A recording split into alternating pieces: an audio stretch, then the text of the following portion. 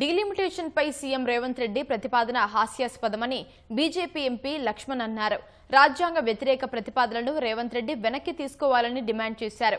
కేంద్ర ప్రభుత్వం మంచి నిర్ణయం తీసుకుంటుంటే అడ్డుకునే విధంగా ప్రవర్తిస్తున్నారని మండిపడ్డారు.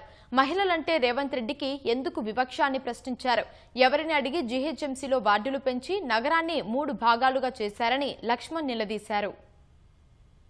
For the people by the people కాదు. ఇవాళ డెమోక్రసీ అంటే by the money, for the money, of the money ఇక మార్చేస్తున్నారు మీరు. అంబేద్కర్ గారు చాలా స్పష్టంగా ఒక వ్యక్తి ఒక ఓటు ఒక విలువ, ఒక వ్యక్తి ఒక ఓటు ఒక విలువ అంతా సమానం. ఇది పార్లమెంట్ ప్రజాస్వామ్యానికి పునాది.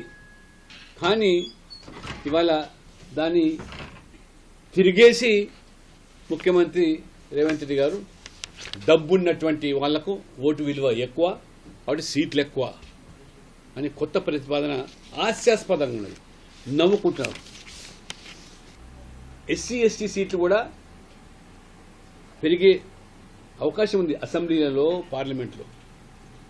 ఆ రకంగా పొద్దున్నేస్తే మీరు ఎస్సీ ఎస్టీ బీసీల పట్ల మొసలి కన్నీరు కార్చే మీరు వాళ్ళు ఎస్సీ ఎంపీలు అవుతున్నారు, ఎమ్మెల్యేలు అవుతారు, సంఖ్య పెరుగుతుందంటే లేదు 543కే పరిమితం చేసి మహిళా బిల్లు పెట్టమంటే మహిళలను అంతమంది ఎంపీలు ఎందుకు, అంతమంది ఎమ్మెల్యేలు ఎందుకు, ఎస్సీలు ఎందుకు అంతమంది ఎంపీలు, ఎస్టీలు ఎందుకు అంతమంది ఎంపీలు అనే విధంగా మీరు వ్యవహారం.